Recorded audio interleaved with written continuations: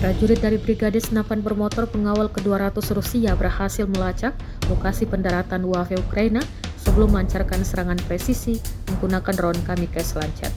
Rekaman momen serangan tersebut diunggah di Telegram pada Sabtu, 22 Maret 2025. Menurut laporan militer Rusia, pasukan mereka sebelumnya mengamati sebuah drone Ukraina yang dibawa masuk ke dalam lubang parit yang diyakini sebagai lokasi persembunyian operator UAV tersebut.